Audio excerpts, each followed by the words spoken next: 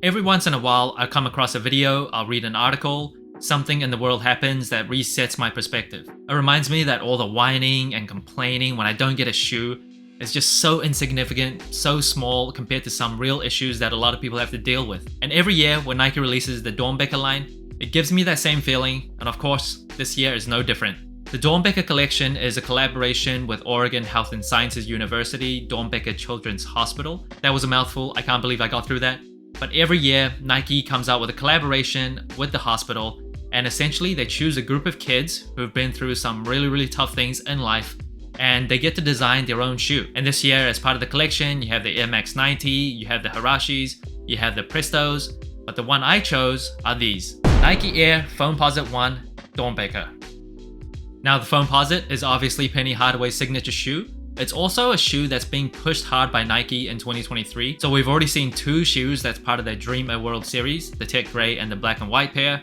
Also the Penny white and black player exclusives. They are coming to sneakers. Some stores actually have already released them. And we've also got the metallic red Foamposites coming up later this year. Back in 2012 when the Foamposite Galaxies released during All-Star Weekend, people went crazy. Some people actually committed crimes just to get a pair of them, which is just the ugliest side of this whole industry, of this whole hobby. It's insane. The hype was too much, but out of nowhere, it seems like out of nowhere anyway, the hype just started declining and it just completely died. There's always going to be a group of people that are die-hard Foamposite fans.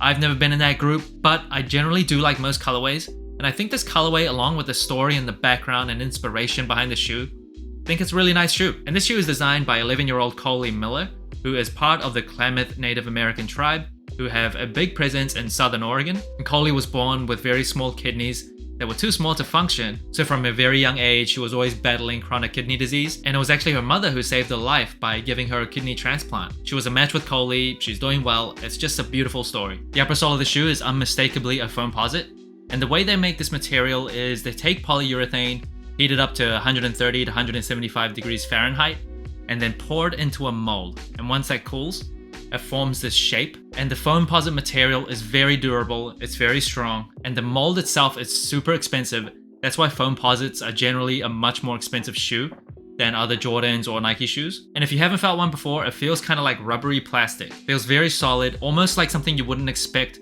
on a shoe. When I first found out the Foamposite was inspired by a beetle, I was pretty surprised. I never would have picked up on that, but I guess when you know, you can kind of see it. And on this shoe, you can see Coley's Klamath heritage very prominently. The most prominent being the lace eye stays, where you see that basket weave pattern with quail plums throughout, and hiding kind of subtly camouflaging almost is that mini swoosh that comes with all Foamposites. Never liked the mini swoosh, but this one is actually subtle enough that I don't really mind it. And usually the Foamposite eye stays is this nubuck material. They are changing that to leather on some upcoming Foamposites, but on this shoe, doesn't feel like leather, doesn't feel like nubuck, feels like the Foamposite material, like the rest of the upper sole. And the Foamposite upper sole itself has this night sky star theme, and that's a reference to one of Coley's favorite things to do, is to gaze up at the stars at night with her mother. And on the double pull tabs, you see these little basketballs throughout.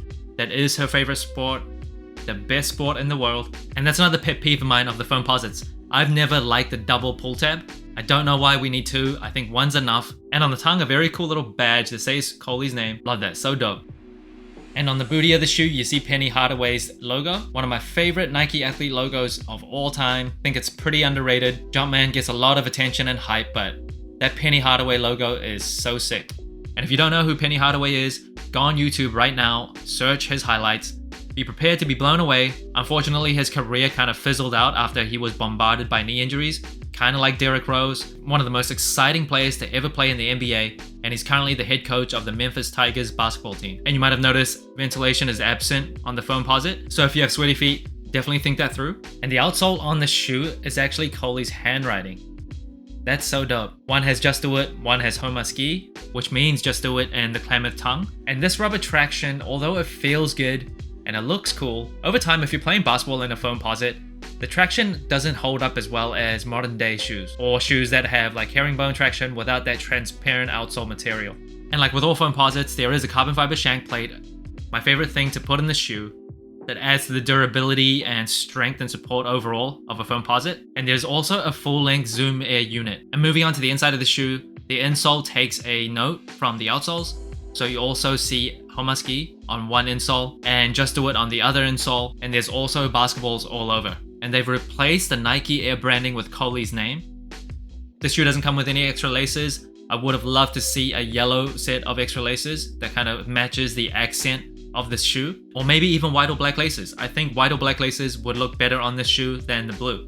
I think there's just a little too much blue going on here, but we'll never know because Nike had to cheap out on a $240 pair of shoes. Now moving on to the box. The box is a very special blue Dornbecker freestyle box, and inside the lid of the box you can see Coley Miller's biography and the inspiration behind the shoe. And honestly, just another reminder of how much she's been through. Just another reminder of how important health is. Really, really inspirational. The storytelling on the shoe from the box to the shoe itself, I think is really, really great. Now moving on to sizing, I'm a size 9.5 true to size. I do have very wide feet. I should have gone up half a size. There is a lot of padding inside the Foamposite, which I like. I like a snug fit, but because of the material and how durable that upper sole is, it is a very stiff shoe. Which is weird to me because when I reviewed the Dream A World Tech Grey Foamposite, that fit pretty well true to size. This shoe definitely feels more stiff, more snug, and that can happen sometimes. Like the Air Jordan 2 Chicagos, they're very comfortable, but on some other Jordan 2s, they're much more stiff. I imagine it'd even be snug for people that don't have wide feet. So if you have wide feet, I really, really recommend you consider going up half a size. And comfort-wise, the cushioning is great, but it's not the lightest shoe, as you can probably tell from just how stompy and bulky this shoe is. And honestly, it takes a long time to break in. It's a very stiff shoe. The material is meant to offer as much durability and support over time as possible. So if you're looking for it to be comfortable the moment you put your feet in them, it's not gonna happen. You definitely have to break these in. And usually after a review, I give a total sole score based on colorway, materials, comfort, versatility, as well as storytelling. But for this shoe, I'm not gonna do that. This is a kid who went through so much early in life. This is her design. It's a very personal thing. So she definitely doesn't need some idiot on YouTube judging her design. But I can say confidently that I really like this shoe. I wouldn't have gotten it if I didn't. I usually don't sell my shoes. I'm not a reseller. So this is definitely a shoe that I picked up because I liked. I will wear it. And I think the story and inspiration behind the shoe just makes the shoe so much cooler. So instead of giving a total sole score, I'm just gonna leave a quote from Coley that's actually on Dornbecker's website, and I quote, "It's important to maintain a positive attitude. Sometimes you got to fake a smile, and eventually a real one will catch up." It reminds me again, when I can't get a sneaker that I want, it is such a minuscule, stupid, insignificant problem. So that's it. Thanks for watching Sole Inclined. Like, subscribe, comment, all that good stuff. And remember, tomorrow may never come, so wear your shoes.